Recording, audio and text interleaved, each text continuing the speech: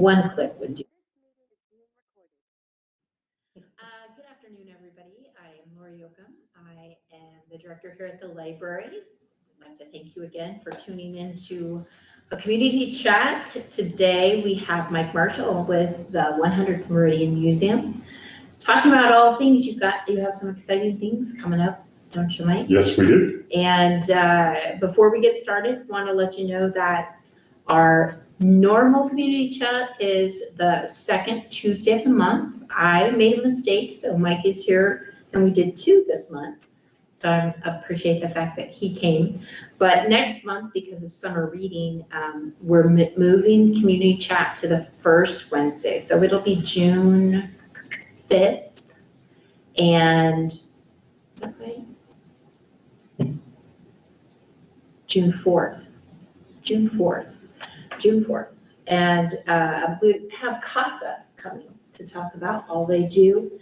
It's a Dawson County Gospel CASA, C-A-S-A. So we hope that you join us that day. And we have lots of things going on.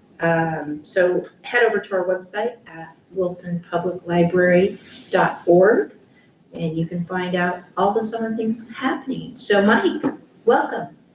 Hello there. I'm Mike. I'm a volunteer at the museum, and I thought I would just show a few things that I see as a volunteer at the museum and some of the things that I do there. So there's a picture from the museum. I try and put that on all of our publicity.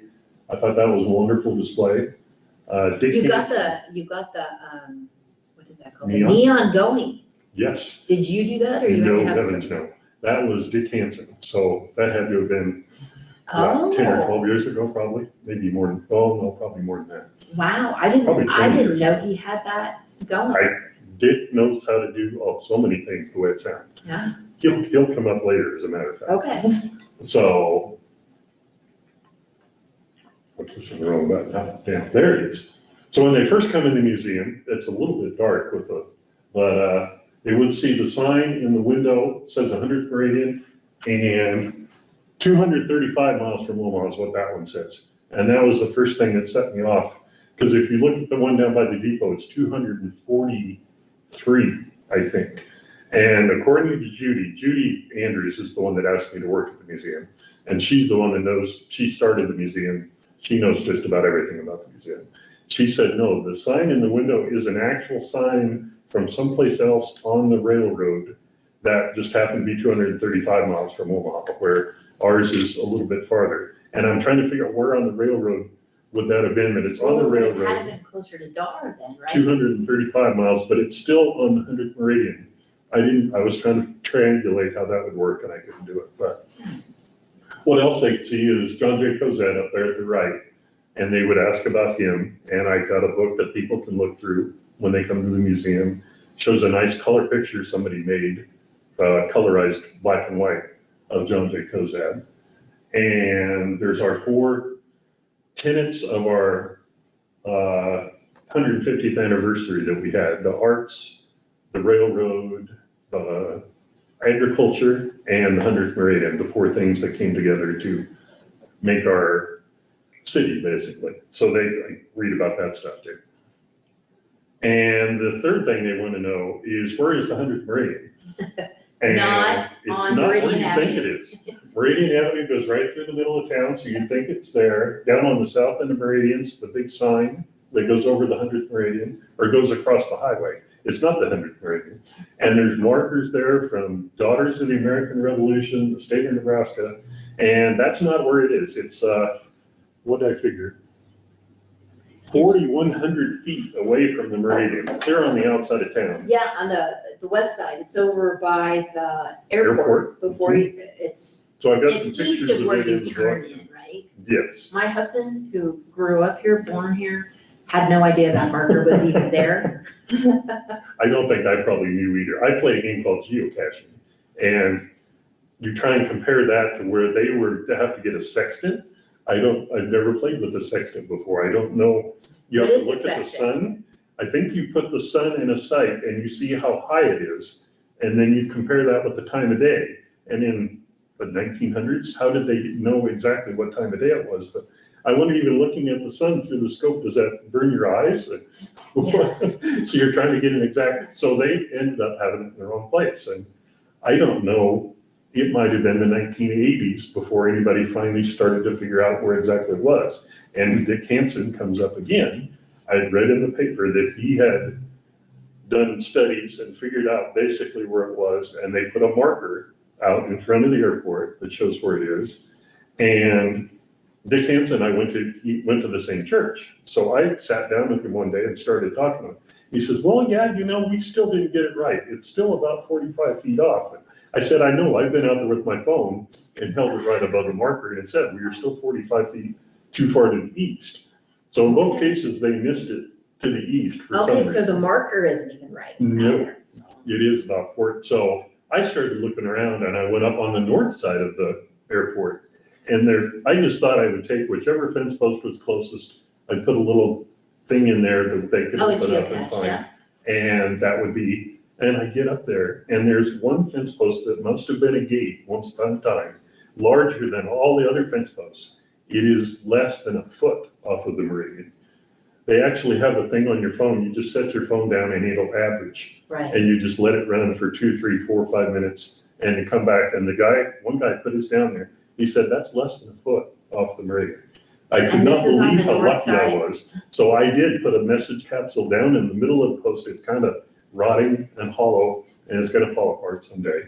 But it's just got a wire hanging on it and they can just pull that back up. And wow, that sounds like a great spot to actually put so a people real will take marker. pictures of their GPS that says 100 degrees 00.000 that they're right on the meridian. So, but they have to drive a little, it's out on the road out to Hockleyville and it doesn't really go much later place. So most people get the geocache that's right at the depot that's up on the caboose. That gets a lot of reaction. I put it inside an electric outlet that's not used anymore. So everybody seems to enjoy that. Yeah. You have quite a few geocaches around town. Every dot on the map there is actually geocache there. They're not all How many on. is that? I want to say probably 6 or 7 in town that you can do. And I think I found just about everyone in the county, but you have to keep going farther and farther from home to keep playing the game. Yeah, So, and for people who don't know what Yeah. geocaches are, can you tell them a little bit what that is? geocaching is a fun game where you hide something outside. What was it? President Clinton, it used to be your GPS would only get you about 500 feet. And they reduced the reliability because they thought just military should be able to do that. So all military GPSs had a special thing that would get them closer. And then all they did one day, and I think in the year 2000, they flipped a switch and all of a sudden all the GPSs started working with higher accuracy. So a guy up in Washington just hit a bucket out in the woods and he got on a web BBS bulletin board and said, this is the coordinates, everybody go find it. They had so much fun doing it that the same guy started his own company and would take other people could go in and put their own stuff up there. So it's kind of a combination of a scavenger hunt, treasure hunt, And computer game, all its computer name. game, mapping. Yeah. All of those things. And I know we have one that you created here at the library. So you can either get on a website, is it geocache.com Yes. still? Or you can just come to the library and we have a paper copy that people can fill out. So that's always a fun thing. Gotcha. And we do have people come from all over. You never know who you're gonna get. Yeah. So do they come into the museum from all over also? Some of, not very many geocachers, unfortunately. And like I say, with it being tied into the 100th Meridian, I feel like maybe you would get more of that. But most of them, yeah, I've heard of geocaching, but that's about it. All right. What else you got for us? That, if you turn around right from the front door, is basically our school room. Is all school related stuff. You Most guys of have the items- revamped from the last time I Yes. was in. Yeah. So gosh, if you We- haven't been in the museum, It was kind of definitely go forced in. on us to do a remodel. When one of the beams across the ceiling started sagging, we ended up calling Jack's Welding and they came in a hurry and said, yeah, you're getting pretty bad. So they put some pillars in to hold the ceiling up. And we thought, while that's going on, let's go ahead and just do some different things, move some stuff around. And the old school building up north of the park was also falling apart. And they had opened it up and looked inside. They were going to refurbish it and they found termites. And they trying to decide what to do with that, and then it got hit by the hailstorm, and I think that was the end of it. So just before that, they said, hey, would you like any of this stuff? So the picture of Lincoln and Washington, That was in the the curtain on the old wall, there's a globe, the little desks, the teacher's chair, all came from District 86, I think, northwest of Cozad, was my dad's school. And I've even found one piece of paper that it was his dad's school. Oh, wow. And he and his brothers and sisters are kind of fighting that, saying that's not, and I'm like, well, it says on this piece of paper that he was there. So I'm trying to figure out whether he was or not. But it has some great books from Mrs. Adel. Mrs. Ruby Adel was, I think her husband owned the land, so it was called the Adel School. But it's got some grades for him and his brothers and sisters. And they all had straight A's, while Dad had a couple of B's. So he thought he was the dumb one. Oh, goodness.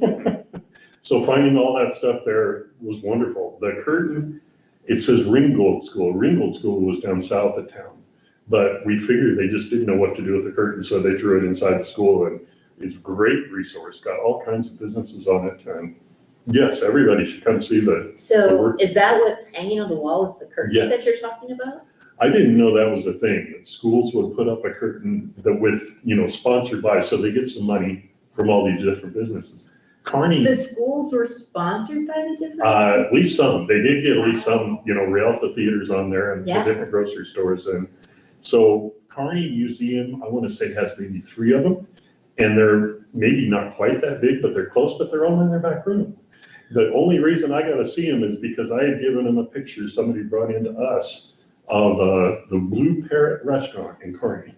Then I said, do you have one of these? Oh my gosh, no, we've never seen that before. So here, you have to come back and look in our back room, and they have 3 of these curtains, huge curtains in their Yeah, schoolroom. so are those hand painted, the It scenery? seems so, yes. And there's even like wilderness scenes in the middle. And I forget, Peter Osborne came over there and we were looking at it, and there is a name on it. I tried to do some research, but I couldn't find anything about it, Do so. you know approximately the age of the curtain? No, somebody said I should go through all the business. so- Yeah, I mean, I see Heart Cleaners Yep. and Cozad Creamery, obviously the Rialto. It's weird, you have Heart Cleaners, but now it's Hunt's. Right. And right next to that is Hunt's Wrecking. Right I've next to never is heard of what? Hunt's Wrecking was a wrecking, Oh. whether the Hunts were related or the Hearts Yeah, are related, you'd think they'd have to be. yeah, but and there's Davis Oil. something, and George's Grocery. It's another one, go to church on Sunday. Hecox, I think it just says R.A. Hecox. So that would Dentist. probably be Fred's dad, I assume. I think Mike was 3rd generation, right? Okay. As I recall. Wow, that's really cool. So I was very happy with that. Yeah, Yes. where'd the flag come from? Do you know? Well, that was already been there. That used to be our military section. Oh, That okay. got moved across, and I think they ended up just leaving the flag there. So that was an old thing. Yeah, well, the pictures of Washington and Lincoln are very old too. So the next thing they usually see is the stagecoach. And This has got a great story behind it. yes, it does. It has a book. I brought the book in. I had never looked at the book very close. I don't know if Judy or somebody else worked on the book, but supposedly Erling German from Cozad was delivering cattle out to a place in Colorado. And he saw this sitting across in a field and asked the owner if he could buy it. And I think originally she said no, it was too precious to her. But she had somebody else was supposed to be working on it and taking care of it. She said, they're not doing their job, so you can have it for $100. Do you know when it was purchased? The book probably tells, I cannot remember exactly, I want to say 1940, 1950, something. So the city had to have sat on it for quite a few years. Is the well house out, there's a little triangle green space out on Highway 30, Yeah, and it's just got a city building. There's that pictures little of brick it sitting. building. Sitting in that building Huh. it had to have been in there for quite a while. And for some reason, the person that made the book said, look up this lady. Her name was Bird Fuqua. She was really a character. And, they did a bunch of research back then. I started doing with the internet. She was an outdoorswoman, hunter trapper, lieutenant in World War II, an ambulance driver. She owned the Dude Ranch that she said was for overprivileged boys. So from she thought these Colorado? kids' parents had too much money that the kids didn't get to experience outside or what. So she would take them outside and do all these different things. And she was originally from St. Louis, so I think spent most of her life in St. Louis. But she would travel to Colorado almost every year to go hunting and trapping. At least one trip, she trapped a mountain lion in a tree with her dogs. I don't know how many dogs she had, but 2 or 3 of the dogs died in the process. Got a snoo around its neck and took it all the way back to St. Louis and put it in the zoo. The mountain lion, Yes, so this is. not an in a incredible- cage. No, well, I was what they had for a zoo down in St. Louis Wow. in the 20s or 30s, whenever it was, but. So, and then she did finally decide Colorado was the place to be. She started a museum and she's buried in Buena Vista, Colorado. And how, does anybody know how she came to have the coach? No, stagecoach? and back then they even said, we can't find any records of her ever working at Yosemite or at Yellowstone. And I do research now and I can't find anything either. So apparently they just didn't keep those. But she has a stagecoach, so I assume. Are there any But, pictures of her? That would be really on the interesting. internet, there's quite a few, yeah. Huh. I don't know if they have them in there or not, but. And then I wanted to plug Wander, Nebraska. We've got some books for them over here. I want to say they're probably in their 4th or 5th year, Yeah, is this your first year with but Wander? this is our first year with them. This is Peter the first year said- we aren't with Wander, Nebraska. Yeah, Yeah, so And- I'm glad you guys are. in the book, they're broken down by region. We're on the website, they're just in one group. And since we have 100 in our name, we are the first entry in 271 points of interest over the state. So I thought that was the greatest thing ever, that we get to be at the top of the list. So this is kind of like, this is with History Nebraska, I believe, right? Yeah. Wander, Nebraska, and it is kind of like the passport program that Nebraska Tourism does. There's a barcode or a QR code you scan at each place. And I thought it would take you to a unique page for each place, but it just takes you to one page. You have to log in to where you went. And then you have to put in your name, your address, your phone number, several other things. And you're supposedly going to win a prize if you visited more places. I never did see any places such a prize you win. So it might just be a stamp in a book or something like that. I don't know. Yeah, but the Wander, Nebraska is a great thing if you want to do a quote unquote staycation and stay in Nebraska.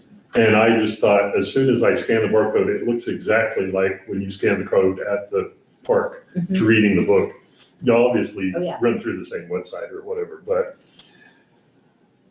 I think anything else there. Peter from the Henry said, well, you should really tell them that you think each place should have its own QR code. He said, they'll work on it and they might make it happen. So I went to their Zoom meeting before they started, at least see how it works, but. Yeah, they're terribly underfunded, so the fact that they get this together at all, I think is pretty awesome. We do have a bunch of books at the museum and there's a few books here, so. And coming up in July, we are going to have a Tomb of the Unknown. That is it in the picture, a half-size replica of the Tomb of the Unknown in Arlington, Virginia, I think it is. It'll be here for 2 weeks. We're still trying to decide what hours everyone's going to be working. That is when I will be gone, unfortunately. I thought that'd be great to be here on the 4th of July, but I thought I should be in Kearney instead. But anybody, make an appointment. You can come in any time of day you want. It doesn't matter. Just hoping to see a lot of people show up. We're talking about maybe getting the VFW could help. And we're wondering what all of that, do you get everything in the picture? Do you get the flags, the wreath and all that? Or is that something we're supposed to provide? So we were already looking, Well, maybe Julie's- I was like, if you don't have it, maybe the VFW has the that's flags. one thing we thought. Julie was thinking she thought of another place that would have the 4 service, like Army, Navy, Air Force, Marines would have there, but maybe that will come with the thing. We've had before the honor flights display. That was an incredible, they computer printed on fabric, 8 foot by 8 foot wide, put up on a stand made out of PVC. So it's very light. And we were trying to get them off the truck and the wind was blowing like it was Friday. And we ended up knocking a couple of them up again and broke the PVC inside, but they still looked wonderful. I didn't know you could print such fine work just on fabric and then hang it up like that. So they put a lot of work into it. It's called Patriotic Productions. So I'm sure that this will, what it's made of, I hope it's not made of stone because that's going to be way heavy. But paper mache or whatever, but it looks really intricate. I'm sure it will be, so. Wow. So that is all I have. So if somebody had any questions or. Well, can you tell us a little bit about the history from what you know of the museum? You said Judy started the museum. Judy and Maury was their idea. I think Maury had quite a few cars back then I think there had been more cars in there. There's even a video on YouTube of somebody walking around outside and they can see a roadster sitting right inside where the stagecoach usually sits. So I don't remember ever seeing that there, but. So I know you said that there's a veterans section. Yep. There's, And the veterans section, I'm guessing, you can tell me, you're just COSAD veterans? yes, we do have a book. Anybody, veterans from any ties to COSAD, we'll put them in a book. Just send us the picture and name. If they want to send history, we can put that on the back or something. I finally broke down and got 2 books because we had enough. It wasn't all fitting in one binder. So I want to say probably 300 or 400 at least in there. I know you have quite a bit of history stuff too. I'm sure you've been probably going through We have a big storeroom full of stuff. Yeah. I keep going back there and grabbing plastic totes. I know on your Facebook site Mhm. that you put pictures up every once in a while and Yep. try to get people to help you identify. Try and do one thing every day.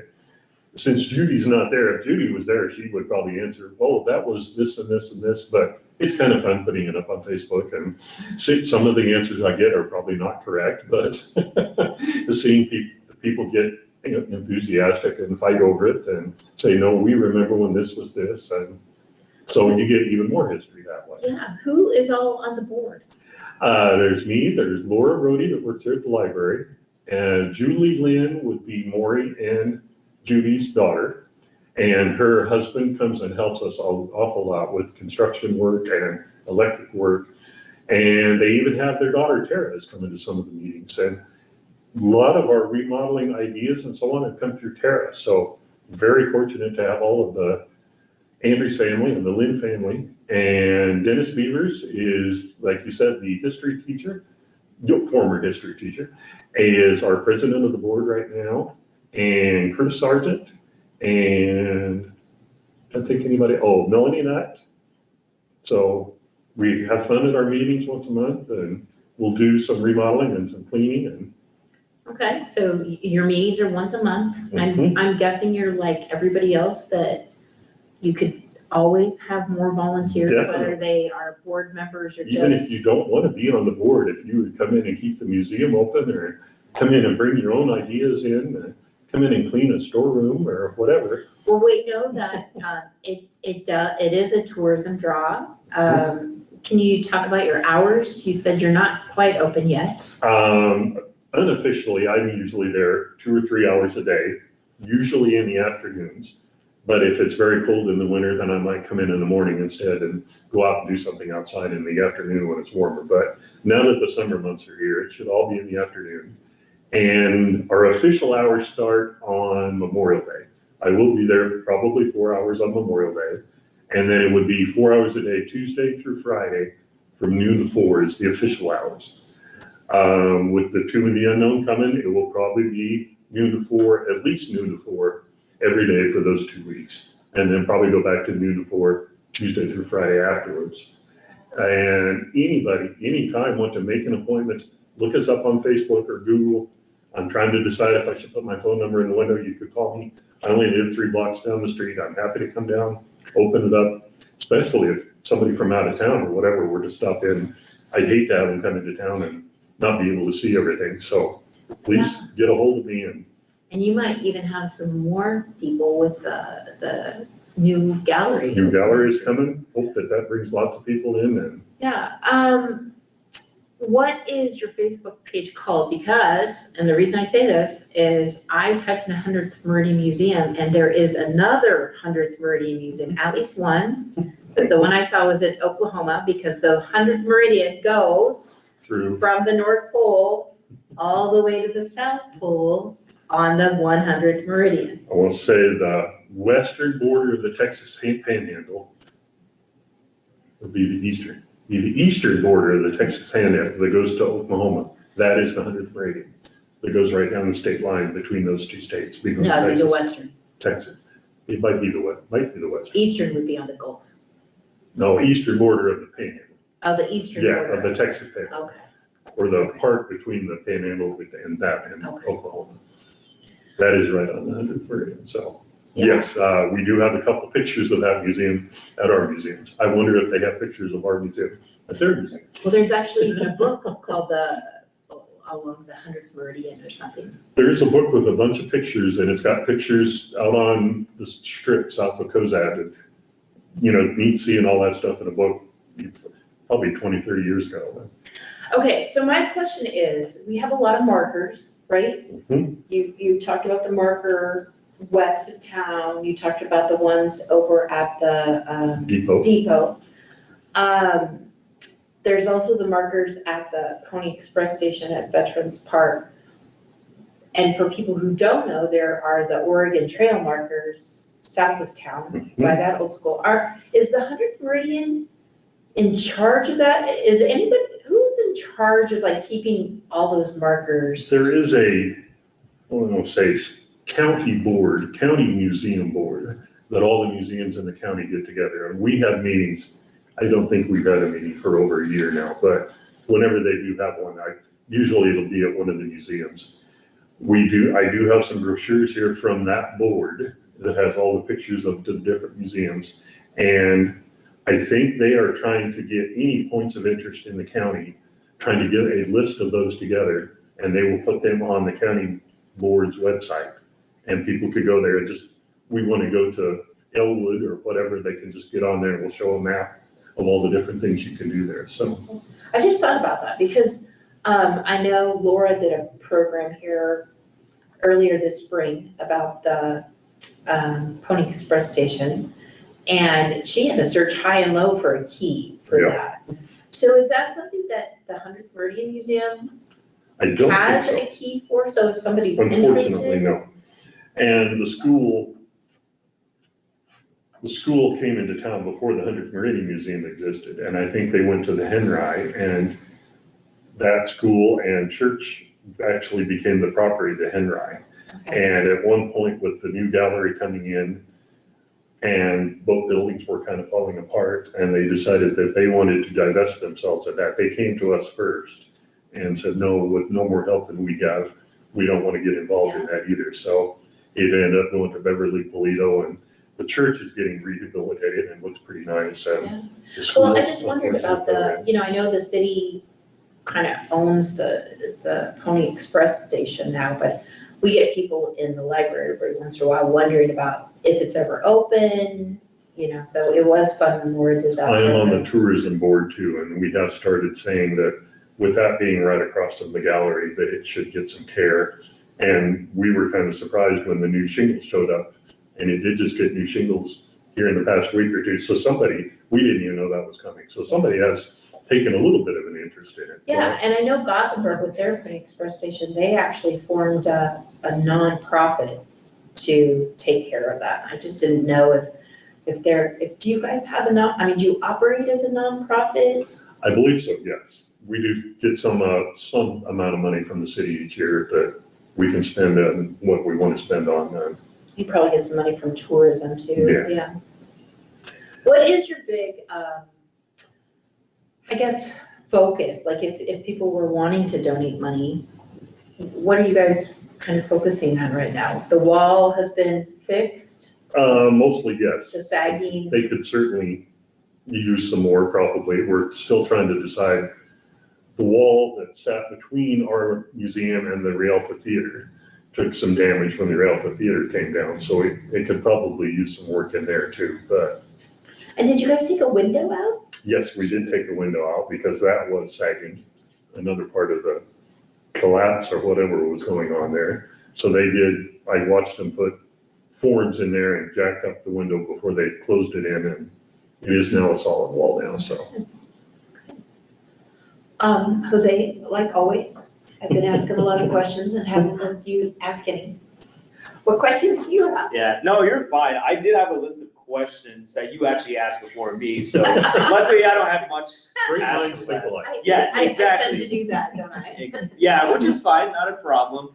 A few weeks ago, I had to do a little mini article about the Nebraska passport since the Frontier FRA was part of it this year. And when I was doing my research on it, I was very pleased to find out that the Robert Henry Museum's been part of it before. The Military Museum in Lexington has been on it before. I'm curious to know if that's something your board has talked about potentially being part of the passport program I in the think future. we would probably want some more help first before we would, because the Henry has somewhat limited hours, and a lot of the times people would come in wanting to get their you have to punch their stamp. Yes. And I said, I think when they close, they would give the stamp to the 242 house or to the Studio Six Bistro, Oh, okay. and they would punch it for them. But occasionally, even the Studio Six Bistro would be closed down, and they say, well, you can't do that. It's like, I don't have a stamp. I'm sorry. Yeah, I think it's always the issue with the passport is you have to be open so many hours Right. and so many Mhm. months. And if you you hate guys the don't idea if open somebody until, comes, yeah, travels to see you and they can't get their ticket punched, but yeah. I don't, do they win prizes there too, or? If you go to so many, Yeah. it goes in. And they've made it a little bit easier that I don't think you have to have it stamped. I think once you get so close, that QR code pops up and you can scan the QR code. Oh, okay. So it's a digital Gotcha. passport. I know Rustic and Red has been on it before. Yeah, that's right. That's the Yeah. conundrum on there too. Yeah.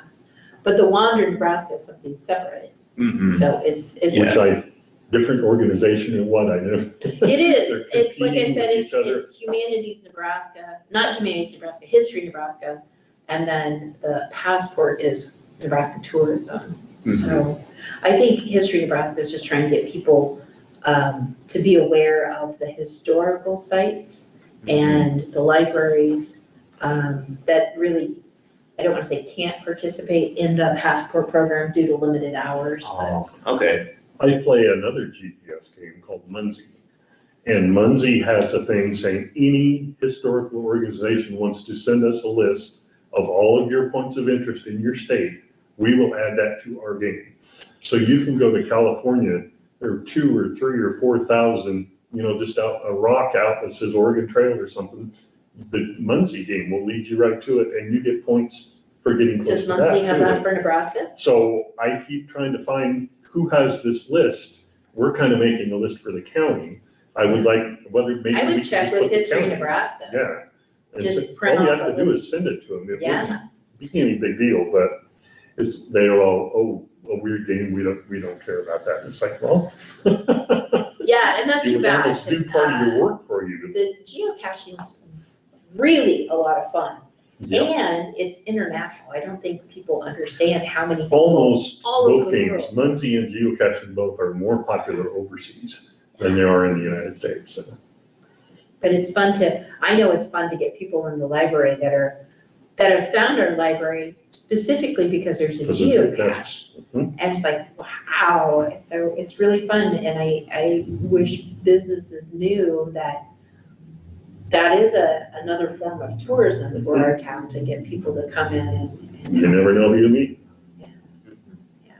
Plus, it's something, I think, is geocache.com still free, or still parts of it? It's free to play.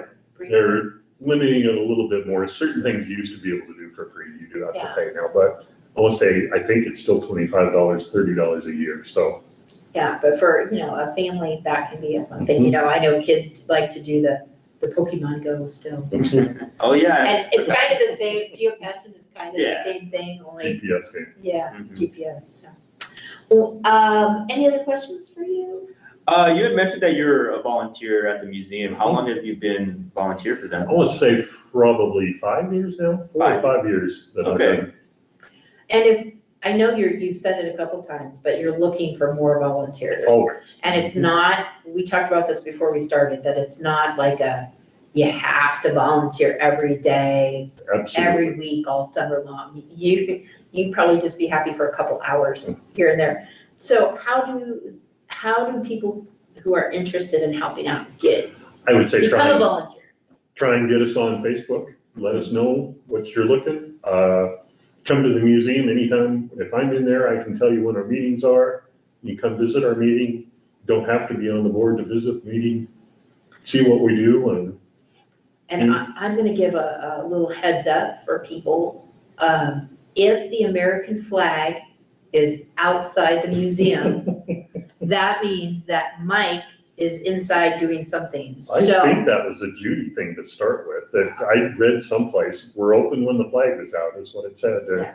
So I just logged onto that. I tell people that all the time. If you go by and the flag is out, that means somebody is I inside. will say once or twice, I might have left, I come in the next day and the flag is already in, oh crap, I forgot. Or once or twice, I'll leave the open sign up, but normally no. Yeah, but same thing. I mean, we'll have people stop in the library that are traveling through, and obviously they'll see the museum, and so they want to know more information about it. And I just always say, if you see that American flag, somebody is there. So, Gotcha. well, others. No, I think that's all the questions I have on my end. Yeah. All the questions I didn't ask. Yeah. Well, thank you, Mike, very much for coming. You're very welcome, thank you. Didn't know about, well, actually, I did know about the Tomb of the Unknown, but I think a lot of people probably don't know about the tomb. I guess my last question is, it's a half-size replica, so how big is the original tomb? Do you know? I do not know. That would be something good to look up. But it's gonna be definitely bigger than like a 12-inch by Yeah, 5-inch type of thing. definitely. It's gonna be the size that's in that picture, Almost as tall as the guy is there. almost as tall as the guy is there, so Okay. that's pretty substantial. So we encourage people to go down to the museum at any time this summer, but definitely July 1st through the 15th when that Tomb of the Unknown is gonna be there. We thank you for tuning in and hope you have a great day, everybody.